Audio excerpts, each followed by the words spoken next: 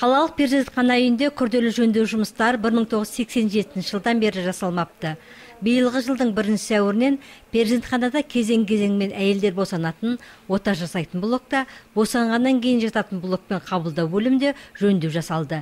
Міне бүгін осы орындарда құтқананың күнделікті қызу тынысы қайта жалғасты. Жалпы жөндеу жұмыстары кезінде де перзентхана үйі жұмыс жасап тұрды. Еще раз хочу отметить, что Тағы айтып өтер жай, құрылыс компаниясы жөндеу жұмыстарын біздің жұмыс кестемізбен сәйкестіріп жүргізді.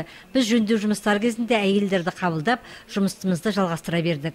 Мен мүмкіндікті пайдаланып отырып, бізге келіп босанған әйелдерге алғысымды білдіргім келеді. Олар құрылыс жұмыстарының шуылына, өзге де қиындықтарға қарамастан түсіністікпен қарады. Мұның бізге көмегі көп болды. Соның арқасында біз жөндеу жұмыстарын сапалы өткізіп алдық.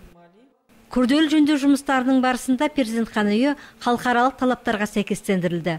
Уақыт талабына сай жабдықталған босанған әйелдер үшін бөлмелер ашылды. Тұңғыш нәрестесін босанған Анна Калинина бүгін осындай бөлмеге көшірілді. 35 жастағы келіншек мұнда барлық жағдай барын айтып, ризашылығын білдіруде.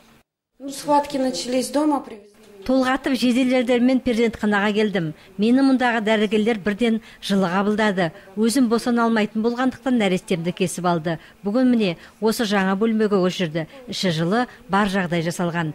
Дәретханасы ішінде, балам үшінде, мен үшінде өте ыңғайлы. Сол үшін дәрігерлерге үлкен алғысымды айтамын. Маған бәрі ұнады. Екінші баламды босануға да осында келемін деп отырмын. Босанған әйелдер жататын блокта осы әйелдерге арналған жеке бөлмемен қатар отбасылық үлгідегі деп аталатын жаңа бөлме де ашылыпты. Осы бөлмеге 4-ші баласын босануға келген Любовь Чадова жатқызылды. Мұнда әйелдер үшін жеке жуыну орны, теледидар, тоңазытқыш және туыстар үшін де арнайы орын қарастырылыпты. Палата, да, вообще шикарная. Бөлме маған өте ұнады. Жаңа қажетті нәрсенің барлығы бар. Таза, жылы, өте әдемі. Мен ризамын. Марина Дыманова да бүгін алғашқы нәрестесін өмірге келіп, қуанышында шек болмай отыр. Жаңадан босанған жасана жаңаша жабдықталған бөлмеге жатқызылды. Жанында бауыры да бар. В роддоме, мне кажется, Перзентханада тұңғыш нәрестемді босандым. Дәрігерлер жақсы қарсы алды. Міне жөндеуден өткен жылы әдемі бөлмеде жатырмын. Осындай перзентхана үйі, оның қамқор дәрігерлер болғанына шүкіршілік етемін, алғыс айтамын. я сестра Марина.